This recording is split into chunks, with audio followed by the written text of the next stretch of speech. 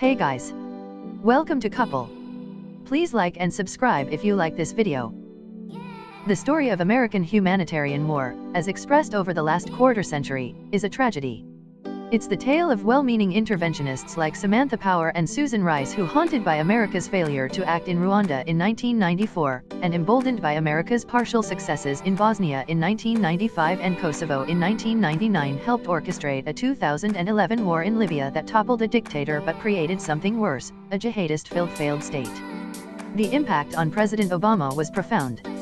In his second term, Obama, despite pressure to wage war against Syrian dictator Bashar al-Assad, made clear by his actions that, at least in Syria, the era of humanitarian war was over. It still is, kind of. What has emerged under Donald Trump is a macabre sequel, humanitarian war not as tragedy but as farce. Trump is considering a second set of airstrikes aimed at punishing Assad for using chemical weapons. His administration has justified this possibility in intensely moralistic terms. It's an affront to humanity, Trump declared after the Syrian government's chemical attack last April. On Monday, after another apparent attack, White House Press Secretary Sarah Huckabee Sanders claimed that the images, especially of suffering children, have shocked the conscience of the entire civilized world.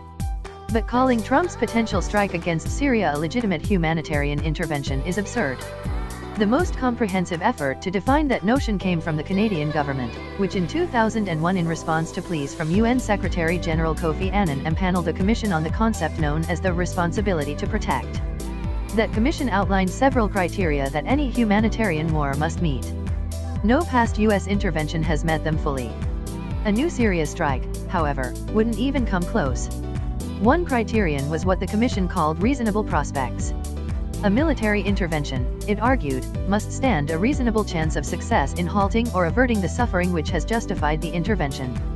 When Trump struck Syria for the first time last year, it may have been reasonable to hope an American strike would prevent Assad from using chemical weapons again. But it is utterly unreasonable today. That's because, in the year since Trump's strike, Assad has used chemical weapons again and again. He didn't just apparently use them last weekend. According to armscontrol.org, he also allegedly used them on March 11th, on March 7th, and at least 5 times in January and February. Why didn't Trump's attempt at deterrence worked? In the New York Times, Max Fisher has offered 2 reasons. First, to Mr. Assad, this war is a matter of personal and national survival.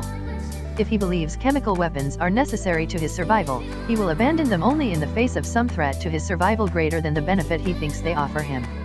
That requires an existential threat, which the United States is unwilling to impose because of the risks. Second, Mr. Assad's Russian and Iranian allies can easily help him absorb the costs imposed by such strikes. If the United States bombs another Syrian runway, Russian contractors can simply pave Mr. Assad a new one. It's not exactly a game changer for him. There's no reason to believe these factors have changed since Trump's strike last year. Russia and Iran are as committed to Assad as they were back then. The United States is as worried about toppling Assad and creating a jihadist-filled failed state.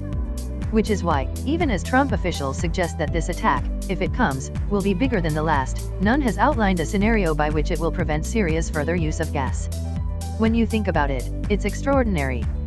It's easy to find Washington officials and politicians demanding that the US respond to Syria's latest atrocity by launching a military strike. It is almost impossible, and I've scoured the internet looking to find a single one explaining why such a strike might work. Another criterion the commission laid out was right intention. An intervention's primary purpose, it argued, must be to halt or avert human suffering. On this score, too, Trump's proposed attack manifestly fails. Yes, Trump has spoken angrily about the children Assad's chemical weapons strikes have killed. But it's harder to take Trump's claims of humanitarian motivation seriously when he has essentially shut America's borders to Syrians. By this time last year, the United States had resettled almost 6,000 Syrian refugees. So far this year, the number is 44. When it comes to John Bolton, Trump's new national security advisor, we don't even have to guess about motivations. He's said explicitly that averting human suffering is no reason to go to war. In 2008, he wrote an entire column entitled The Case Against Humanitarian Intervention. In a 2012 article in National Review, he argued that the chimerical responsibility to protect doctrine under which Obama justified U.S. intervention in Libya is not tethered either to reality or to American interests. to extend responsibility to protect to Syria without contemplating the larger consequences for our interests worldwide would simply be irresponsible. Bolton has been clear, what Assad does to his own people is not a major American concern.